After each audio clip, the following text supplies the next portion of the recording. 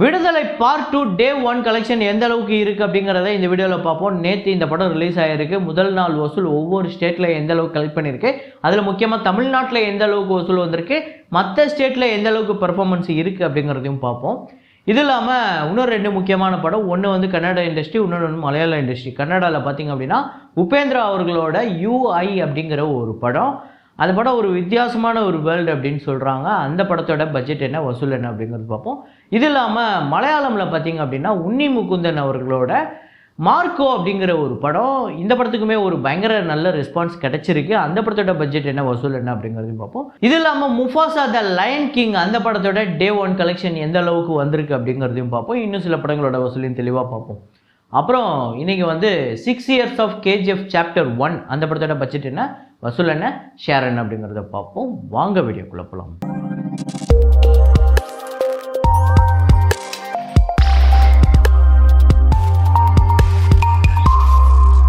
நேற்று வீடியோவில் நான் ஒரு ஃப்ரேம் ஒன்று வச்சுருந்தேன். அதை நிறைய பேர் கரெக்டாக கெஸ் பண்ணியிருந்தீங்க. அது என்ன ஃப்ரேம், என்ன படம் அப்படிங்கிறத பார்த்துட்டு வாங்க.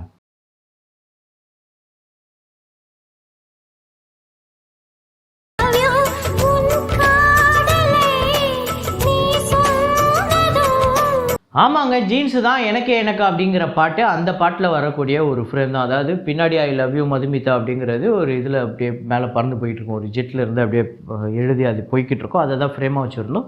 அதை கரெக்டாக கெஸ் பண்ண முதல் 5 பேர் Jerry ஷான்லி, Hariharan B, Fasmir rock, அப்புறம் டாப் எடிட்ஸ், ஆர் சித்திரை செல்வன் அப்படிங்கிற இந்த 5 பேர் தான் முதல்ல கரெக்டாக கெஸ் பண்ணியிருக்காங்க. இன்றைக்கி ஒரு ஃப்ரேம் ஒன்று வச்சுருக்கேன். அது என்ன ஃப்ரேம், என்ன படம் அப்படிங்கிறத கெஸ் பண்ணுங்கள்.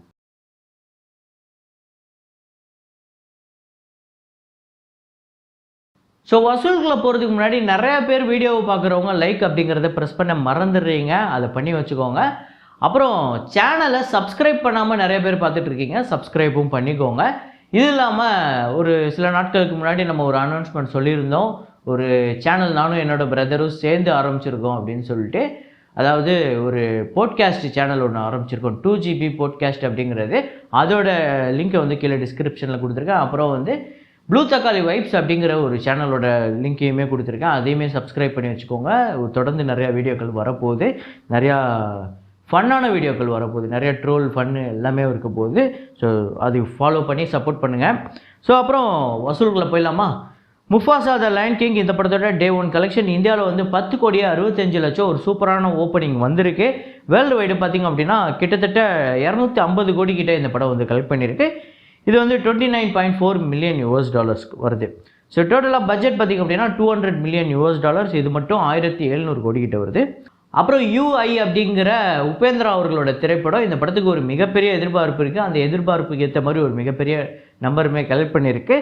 டே 1 தமிழ்நாட்டில் 7 லட்சம் வந்து வசூல் பண்ணியிருக்கு. ஆந்திரா தெலுங்கானாவில் 84 லட்சம், கர்நாடகாவில் 7,48 லட்சம், கேரளாவில் 2 லட்சம், ரெஸ்ட் ஆஃப் இந்தியாவில் 4 லட்சம், ஓவர்சீஸில் 25 லட்சம். வேர்ல்டு வைடு இந்த படம் 8,70 லட்சம் வந்து வசூல் பண்ணியிருக்கு. டே 1 சரியான ஓப்பனிங், 60 கோடி இந்த படத்தோட பட்ஜெட். ஸோ இந்த படம் பார்த்துருந்தீங்கன்னா எப்படி இருக்குது அப்படிங்கிறத சொல்லுங்கள். போஸ்டர்லேருந்து ட்ரெய்லர்லேருந்து எதை பார்த்தாலுமே பயங்கர டிஃப்ரெண்ட்டாக தான் இருக்குது. ஒரு டிஃப்ரெண்ட் வேர்ல்டு அப்படின்னு தான் சொல்கிறாங்க. அதுவும் இல்லாமல் இந்த படத்துக்கு 2 கிளைமேக்ஸ் இருக்குது, 4 மணி நேரம் அப்படின்லாம் சில தகவல்லாம் வந்து இருந்துச்சு. அதுக்கு முற்றுப்புள்ளி வைக்கிற மாதிரி இந்த படம் வந்தோன்னா அது இல்லை அப்படிங்கிற மாதிரி கன்ஃபார்ம் ஆகிடுச்சு. உபேந்திரா கூட அது சொல்லியிருக்காரு, டிஃப்ரெண்ட் கிளைமேக்ஸ்லாம் கிடையாது, ஒரே கிளைமேக்ஸ் தான் அப்படின்னு. ஸோ அப்புறம் உன்னி முகுந்தன் அவர்களோட மார்க்கோ அப்படிங்கிற திரைப்படம். கேரளாவில் இந்த படம் வந்து டே 1 4,25 லட்சம். இது இல்லாமல் மற்ற ஸ்டேட்லாம் சேர்த்து 62 லட்சம். ஓவர்சீஸில் 4,53 லட்சம் வந்து வசூல் பண்ணியிருக்கு. டோட்டலாக வேர்ல்டு வைடு 9,40 லட்சம் இந்த படம் டே 1. ஸோ மலையாள படங்களுக்கு எப்போவுமே வழக்கமாக அங்கே ஓவர்சீஸில் ஒரு பெரிய எதிர்பார்ப்பு இருக்குது, பெரிய கலெக்ஷனுமே இருக்குது. அப்படி இந்த படத்துக்குமே ஒரு பெரிய நம்பர் கலெக்ட் பண்ணியிருக்கு. டே 1 30 கோடி இந்த படத்தோட பட்ஜெட். ஸோ பயங்கரமாக இருக்குங்க, பயங்கர ஆக்ஷன் படம்னு நினைக்கிறேன். வழக்கமாக மலையாளத்தில் இவ்வளோ ஆக்ஷன் பண்ணவே மாட்டாங்க, ரொம்ப கம்மியான படங்கள் தான் வரும். ஆனால் பயங்கர வைலன்ஸ்ன்னு நினைக்கிறேன் இந்த படம். ஸோ படம் பார்த்துருந்தீங்கன்னா எப்படி இருக்குது அப்படின்னு சொல்லுங்கள். அப்புறம் தெலுங்கில் வந்து பச்சல மல்லி அப்படிங்கிற ஒரு படம். இந்த படத்தோட டே 1 கலெக்ஷன் ஆந்திரா தெலுங்கானாவில் 65 லட்சம், வேர்ல்டு வைடு 73 லட்சம் வந்து வசூல் பண்ணியிருக்கு. 8 கோடி இந்த படத்தோட பட்ஜெட். அப்புறம் புஷ்பா 2 திரைப்படத்தோட டே 16 தமிழ்நாட்டில் வந்து 45 லட்சம், ஆந்திரா தெலுங்கானாவில் 2,78 லட்சம், கர்நாடகாவில் 74 லட்சம், கேரளாவில் 3 லட்சம், ரெஸ்ட் ஆஃப் இந்தியாவில் 13,15 லட்சம், ஓவர்சீஸில் 1,85 லட்சம்.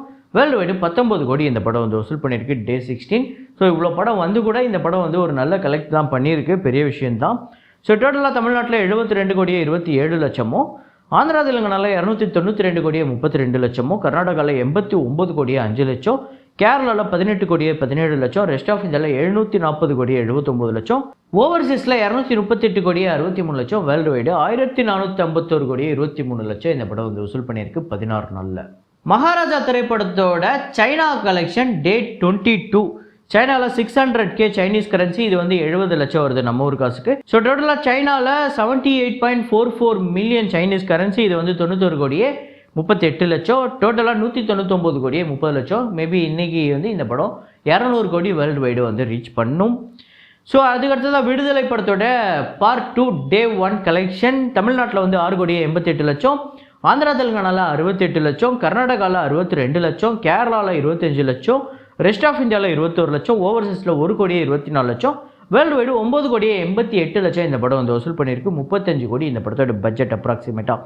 ஸோ தமிழ்நாடை பொறுத்தவரையும் கிட்டத்தட்ட நேற்று நம்ம அந்த இது பண்ணது தான் வந்தது, ஒரு 6 8 கோடி வரும் அப்படின்னு நம்ம ப்ரெடிக்ட் பண்ணியிருந்தோம், அதே தான் வந்திருக்கு.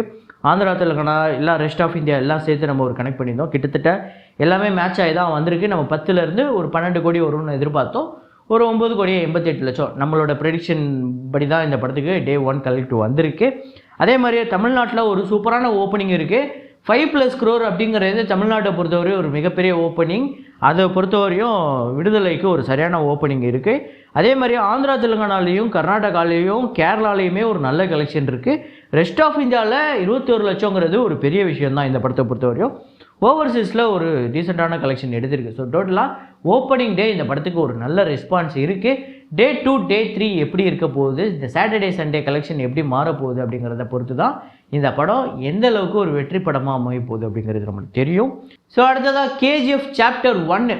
கன்னட சினிமாவிலேருந்து இப்படி ஒரு படம் அப்படின்னு மிரள வச்ச மாதிரி ஒரு படம், எல்லாரையும் திரும்பி பார்க்க வச்ச ஒரு படம் அப்படின்னே சொல்லலாம். KGF சாப்டர் 1 அப்படியே மிரண்டு போயிட்டேன். நான்லாம் ஸ்டார்டிங்கில் அந்த ஓடிடியில் வர வரையும் இந்த படத்தோட ட்ரெய்லரையோ இதையோ பார்க்கும்போது ஒரு கன்னட திரைப்படம் என்ன அப்படி என்ன எல்லாரும் இதை பற்றி பேசுகிறாங்க, அவ்வளோ என்ன நல்லா இருக்க போகுது அப்படிங்கிற மாதிரி யோசித்தேன். என்னையெல்லாம் தப்பாக கணக்கு போட்டுட்டான்னு பல்லாருன்னு ஒன்று வச்ச மாதிரி இருந்தது. அப்படி ஒரு சம்பவம் பிரசாந்த் நீலோட சம்பவம். யஷ் உண்மையிலே அவ்வளோ டே அது எப்படி சொல்கிறது, பயங்கர கெத்தாக பயங்கர மேன்லியாக ஒரு செரிஷ்மான்னு சொல்லுவாங்களே அப்படி இருந்தது, வேறு லெவலில் இருந்தார். எனக்கு தெரிஞ்சு KGF சாப்டர் 1ல் நீங்கள் இந்தியாவிலேயே பிக்கெஸ்ட் ஆக்டர்னு சொல்லக்கூடிய ஆட்களை கூட கொண்டு வந்து அந்த இடத்துல உட்கார வச்சா அப்படி ஒரு அப்படியே கச்சிதமாக பொருந்துமா அப்படின்னு தான் தெரில, அந்தளவுக்கு பொருந்துமான்னு தெரில. ஏன்னா யஷ் அப்படி பொருந்திருந்தார். தமிழ்நாட்டில் இந்த படம் வந்து 8 கோடியே 80 லட்சம். தமிழ்நாட்டை பொறுத்தவரையும் விஷால் தான் வந்து இந்த படத்தை டிஸ்ட்ரிபியூட் பண்ணியிருந்தார், நடிகர் விஷால். 8 கோடியே 80 லட்சம். ஆந்திரா தெலுங்கானாவில் 24 கோடியே 40 லட்சம், கர்நாடகாவில் 135 கோடியே 40 லட்சம் இந்த படம் வந்து வசூல் பண்ணியிருக்கு. ஹையஸ்ட் கிராசர் அந்த சமயத்தில் கர்நாடகாவை பொறுத்தவரையும். கேரளாவில் 3 கோடியே 15 லட்சம், ரெஸ்ட் ஆஃப் இந்தியாவில் 56 கோடியே 25 லட்சம், ஓவர்சீஸில் 11 கோடி, டோட்டலாக வேர்ல்டு வைடு 239 கோடி இந்த படம் வந்து வசூல் பண்ணியிருக்கு. 2018லேயே, அதாவது கன்னடா இண்டஸ்ட்ரியில் இவ்வளோ பெரிய வசூல் ஒரு படத்துக்கு எடுக்க முடியுமா அப்படின்னா அந்த படத்துக்கு முன்னாடி யாரையாவது கேட்டிருந்தா முடியாது, அதெல்லாம் வாய்ப்பே இல்லை, கன்னட சினிமா இண்டஸ்ட்ரிலாம் ரொம்ப சின்னதுப்பா அப்படின்னு சொல்லியிருப்பாங்க. ஆனால் அதை பிரேக் பண்ணி வேறு லெவல் சம்பவம் பண்ணிச்சு இந்த படம். இந்த படத்தோட பட்ஜெட் வந்து 80 கோடி, தியேட்டர்கள் ரைட்ஸ் 60 கோடி கிட்ட போயிருந்தது. 131 கோடிக்கு மேலே இந்த படத்துக்கு ஷேரு, ப்ராஃபிட்டு கிட்டத்தட்ட 70 கோடிக்கு மேலேங்க. சரியான பிளாக் பஸ்டர் இண்டஸ்ட்ரி அப்படின்னு சொல்லலாம். அடுத்ததாக இதோட பார்ட் 2 தான் மறுபடியும் இந்த இண்டஸ்ட்ரியை மறுபடியும் அடுத்த கட்டத்துக்கு கூப்பிட்டு போன ஒரு படம்னு நான் நினைக்கிறேன். படம் பார்க்கும்போது அவ்வளோ கூஸ்பம்ஸாக இருக்கும். எப்போ இவர் அடிக்க போகிறாரு, இவங்கெல்லாம் இவ்வளோ கொடுமைப்படுத்துகிறாரு, இவர் எப்படிப்பட்ட ஒருத்தர், அங்கே எப்படி பண்ணியிருக்காரு, என்ன வேணும் உனக்குன்னு கேட்டால் இந்த உலகம் அப்படின்னு சொல்கிற ஒருத்தர் இங்கே வந்து எதுக்கு இப்படி அமைதியாக இருக்காரு அப்படிங்கும்போது அங்கே ஒரு ஸ்டோரி ஒன்று போகும்.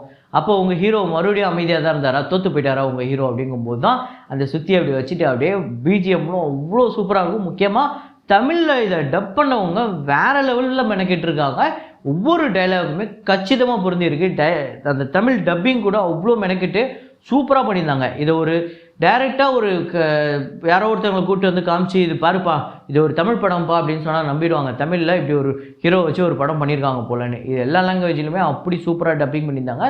எனக்கு தெரிஞ்சு இந்த மாதிரி படங்களுக்கு நல்ல டப்பிங்கும் நல்ல டைலாகும் ரொம்ப அவசியம்னு நினைக்கிறேன்.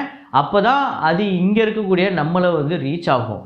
இல்லை இந்த படத்தில் கொஞ்சம் யோசிச்சு பாருங்களேன், சில மகேஷ் பாபு படங்கள்லையோ இல்லை வேறு படங்கள்லையோ ரொம்ப காமெடியாக எழுதி வச்சுருப்பாங்களே டைலாக், அந்த மாதிரி ஏதாவது மாஸ் டைலாக்னு சொல்லி எழுதி வச்சுருந்தா இந்த அளவுக்கு நம்மளுக்கு கனெக்ட் ஆகிருக்குமா?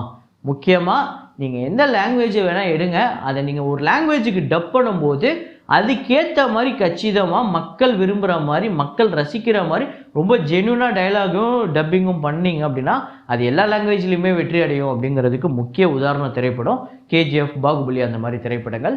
ஸோ இந்த படம் உங்கள் எத்தனை பேருக்கு ஃபேவரட், எத்தனை முறை பார்த்துட்டீங்க அப்படிங்கிறத கமெண்ட்டில் போடுங்க. இதே மாதிரி ஒரு வீடியோவில் இதே மாதிரி கலெக்ஷன் ரிப்போர்ட்டில் மீண்டும் நான் உங்களை சந்திக்கிறேன். Signing off Rahman.